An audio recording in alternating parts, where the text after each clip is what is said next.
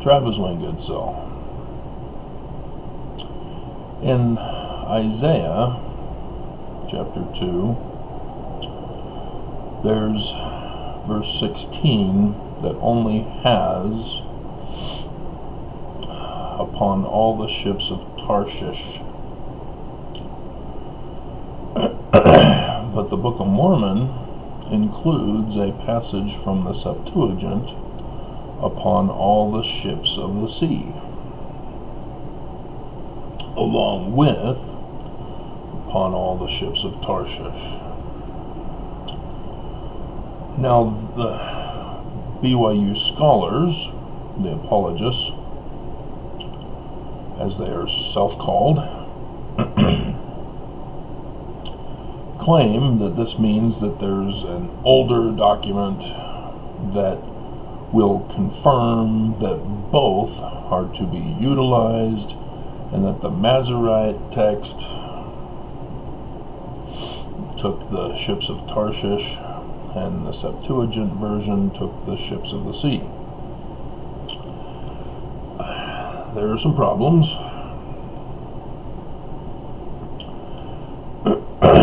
In claiming scholarship in that manner.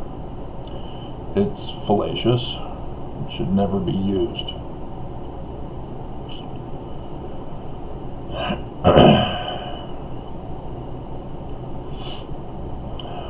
So when you're doing actual linguistic research to identify a date of a particular text, there are rules that must be followed.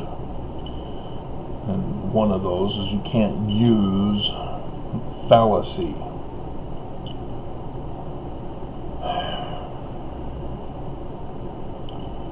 And so, as we know, the Book of Mormon was written, as they claim, they said they wrote it, 1829, that's when it was finished.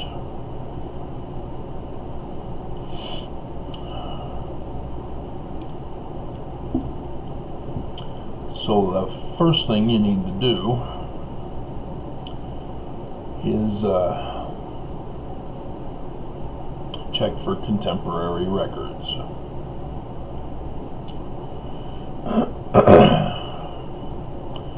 And since both the Septuagint version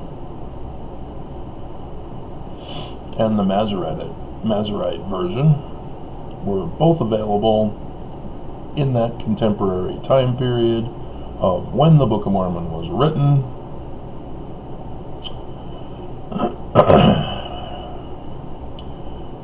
then you can't throw in the fallacy that there's some other book that you can never test for to contain both.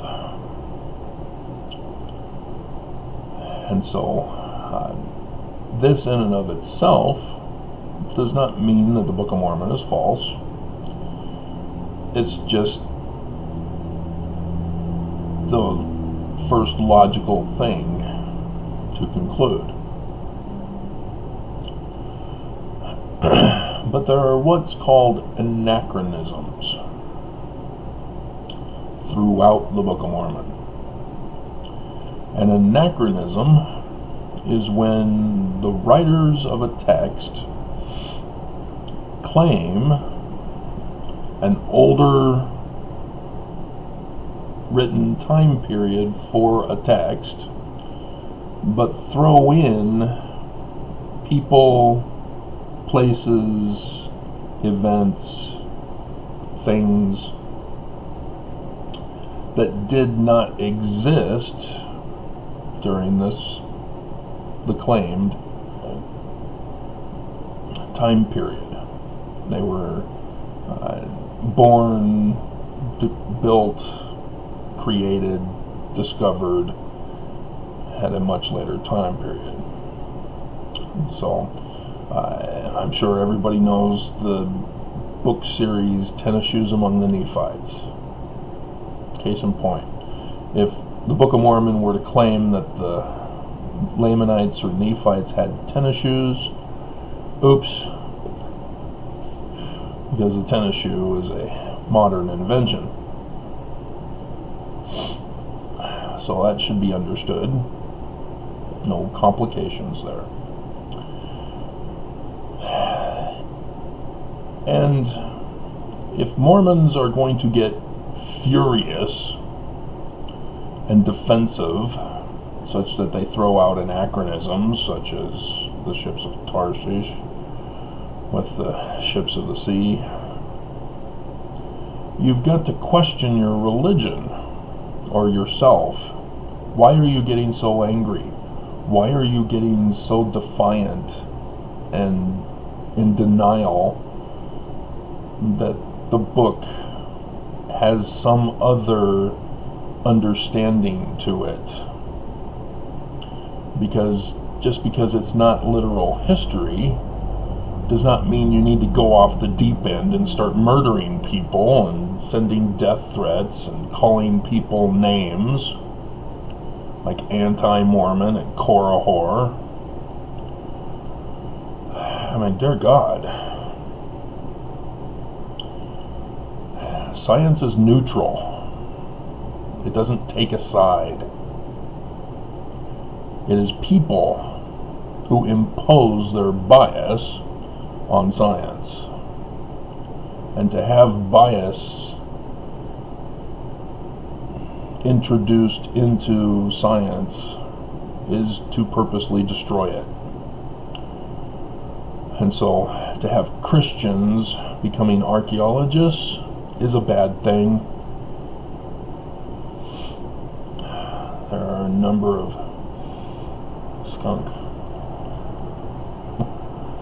There are a number of anachronisms in the Bible, and Christians throw out the fallacies to change science, as they think they're doing, to conform to their bias. I remember when DNA was done on the Egyptian pharaohs, and it came back as from Canaanite origin. Zawi Hawass was furious. He was in denial, demanded that it was wrong, and claimed that they were African origin, not Canaanite. That's not how science works. Science is neutral. So there are a number of anachronisms. There are those who have already revealed some of them to you, like European animals in the Americas, coinage, etc. But I myself have been the discoverer or the person to explain other anachronisms. There have been a lot of stuff that I've contributed to the real history of Mormonism, with not just church history, but linguistic research, doctrine, and so forth with Mormonism. And yes, Mormons are mad. It has to be their way or no way. And I don't understand it. I'm Mormon born and raised. I was taught to do this, to study my scriptures. What the hell are you guys doing? You're not studying your scriptures. You're defending a worthless position. That's just wrong. I don't understand. Why are you guys so afraid of the truth? It makes no sense to me. So, one of them is the use of Isaiah in the first place.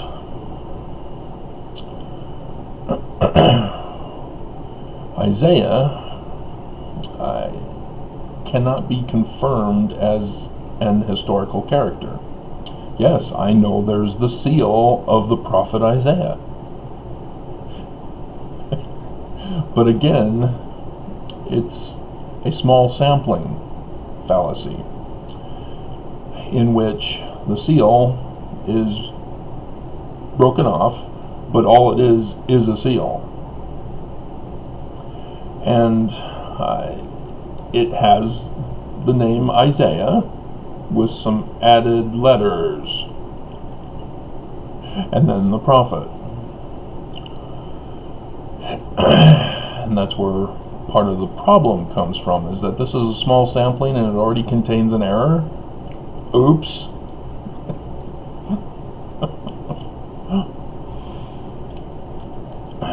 See, Isaiah is the reverse name for Jesus, Joshua. Instead of Yah being at the beginning, Yah is at the end. And so it's Shua Yah. So what is an extra Yod doing at the end of it?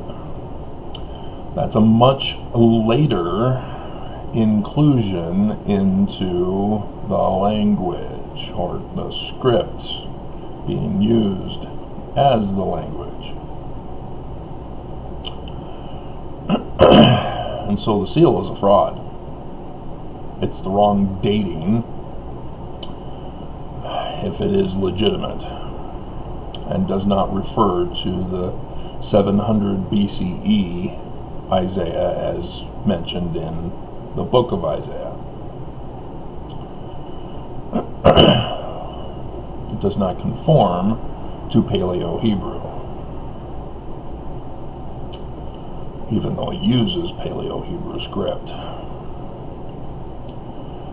And if you're going to create a forgery, you need to know these things. But if it's a legitimate seal, it doesn't date to Isaiah's time period. So, regardless of whether it's real or not, it's not the Isaiah. And secondly, it's just the name. Do you think Isaiah was the only Isaiah living in the time period? Yah is the Hebrew God. Everybody named their kids with some variation of God in it. Elijah? Yeah. And so, those are naming patterns that are specific to a specific time period.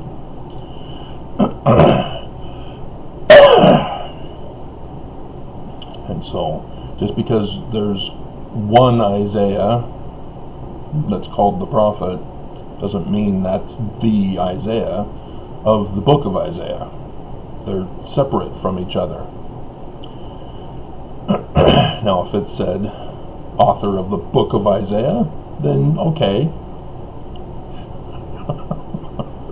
But it didn't. It's just a seal. It's just Isaiah the prophet. That's it. That's all.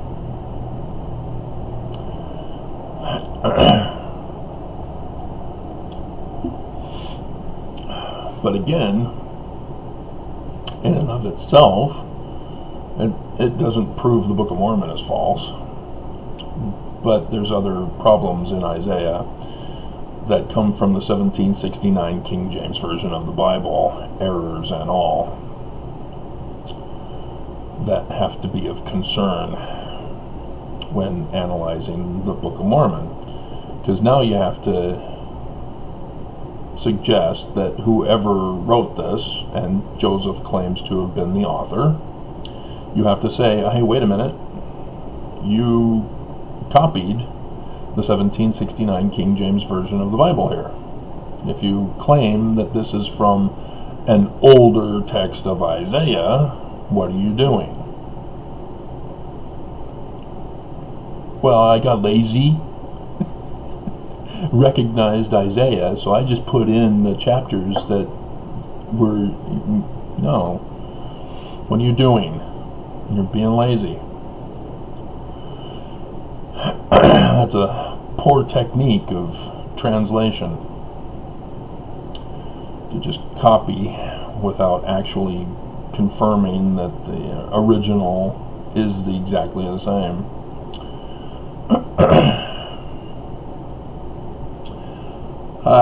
The New Testament, there are a number of problems with the Sermon on the Mount, as it's not accurate. It contains anachronisms. And so the use of the Sermon on the Mount by Jesus, who appears to the American people, as I've gone over with you, if Jesus is a historical person in the claimed Book of Mormon, claiming to be historical, you've got an anachronism immediately. Jesus was created as historical by the first creed of Christianity, the Nicene Creed of the Council of Nicaea, with Emperor Constantine, who created a Greek word just so that he can settle the dispute from the bishops as to who Jesus is in the text. So yes, the Gospels were pre-Nicene Creed of 325 CE, but man can't impose interpretation after the fact. And so they weren't Gospels. Again, you have to do a complete literary analysis to recognize that, oh, okay, they're apocalyptic literature, using the Roman time period like a parable. And so for the Book of Mormon to use Jesus, the name and all, is an anachronism.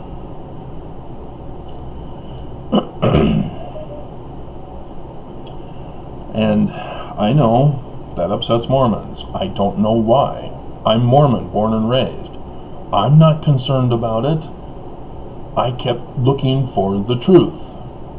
When there were things in my life that I couldn't figure out from Scripture, I set it aside for the moment, kept going. Eventually, I would find it.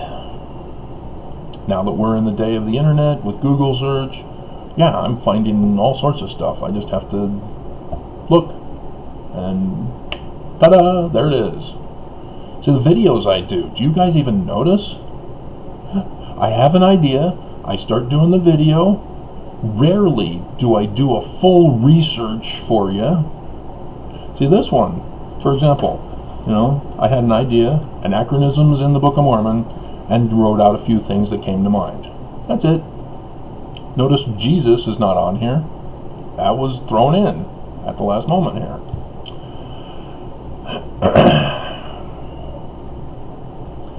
And every time I drop bombshells, come up with something new for you guys. But yeah, the videos go longer. When at the end of it, I then could summarize it for you.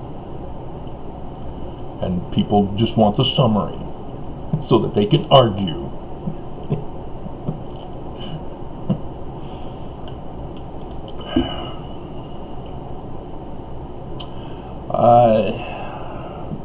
And so synagogues are in the Book of Mormon.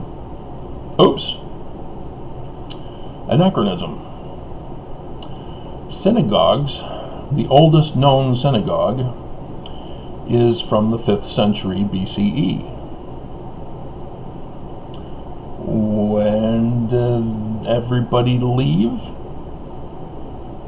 Well, the book claims 600 BCE, around that time period, 597 technically, and then 11 years later, when the people of Mulek left to join them in America.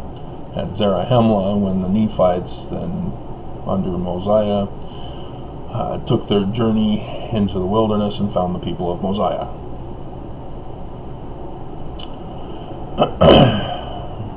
So the claim that synagogues existed is an anachronism, because it was during the 400s BCE when they were first recognized. So it's a post-captivity creation.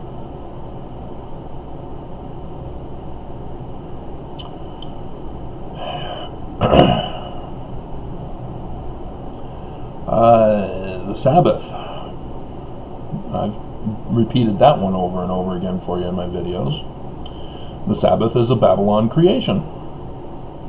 They're the ones who developed a 7-day week calendar with the 7th day as the day off from work. Why? Because the number 7 for Babylon was a bad luck number. And they didn't want to work on the 7th day, the bad luck day, and so everybody took off from work. And so now we see in the Roman period written Torah about a 7th day of creation where God rested to justify a Sabbath day commandment. Thou shalt keep the Sabbath day holy. That's a post-Babylon creation. And so, what's it doing in the Book of Mormon? Abinadi, for example, he is arrested and tortured, and the priests of Noah interrogate him, and he condemns them for not keeping the Sabbath day holy. Oops. And so, again, we're looking at the Book of Mormon not being literal history. We also have Lucifer. Again, this is from Isaiah. We cannot confirm the existence of Isaiah, but the kings referred to in the book of Isaiah are confirmed. We do know them. In fact, he mentions the oldest known confirmed king in Israel. And so that's helpful, because the Jews can claim the land of Israel back to that first king mentioned. Not to David and Solomon. I've already told you, they're in Egypt, where they're king of Egypt, because they're not Semitic. That's an anachronistic term for Jews, Semites. They're not Semites, they're Egyptian, Amido. But Lucifer is also in Isaiah. How art thou fallen from heaven, O Lucifer? Well, it's not in the Hebrew text, the Masorite text. And there's a reason why. Because the Masorite text comes from a Dead Sea Scrolls. It comes from a similar text of the Dead Sea Scrolls. The Masorite text has been confirmed as the most accurate biblical Hebrew text with the Dead Sea Scrolls, which are the oldest obtained texts of the Torah and the other books of the Bible. And so that's as far back as we can date the Bible, is the Roman period. And I've told you, yeah, there are anachronisms that clearly show it is written during the Roman period. But nonetheless, Lucifer comes from the Latin Vulgate text, right before 400 CE. So it's after Constantine, but before the Masorites began their work from 800 to 1000 CE on the biblical Hebrew text.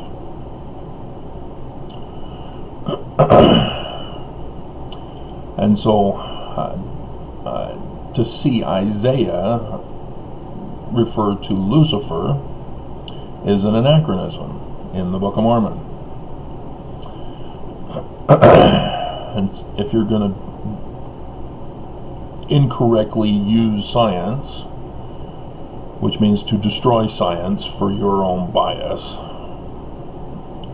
which is what apologists are doing,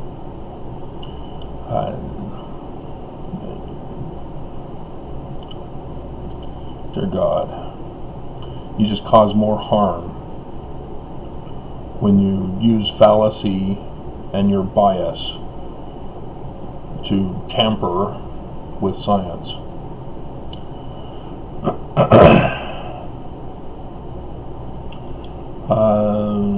So yeah, that's pretty much it that I had. But as a Mormon, I'm not concerned with these anachronisms. I'm not concerned that the Book of Mormon is not literal history. It doesn't shatter my testimony. Why does it shatter yours? That you have to be so violently defensive. It makes no sense to me. Because as I keep on going, I learn, oh, okay, well, Joseph Smith history is wrong. Here's the correct Joseph Smith history. Oh, look at that. That's why the Book of Mormon is using contemporary books with anachronisms. It's coded. And so then you decode it and you go, oh, okay, that's the message that's in the Book of Mormon.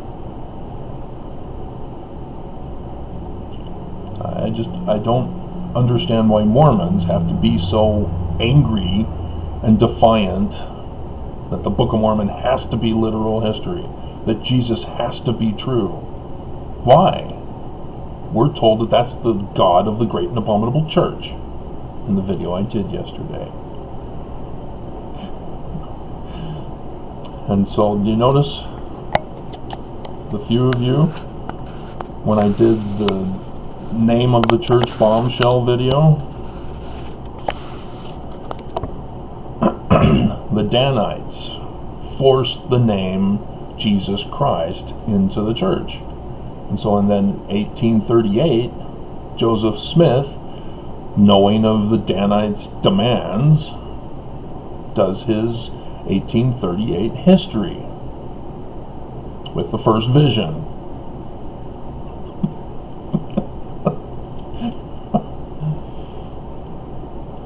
To, as he says, set the record straight.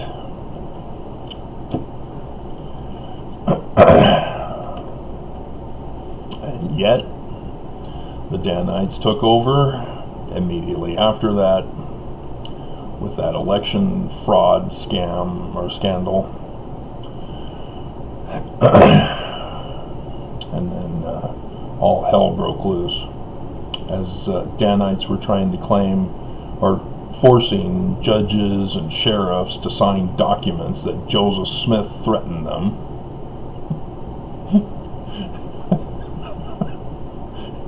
When he was in Kirtland.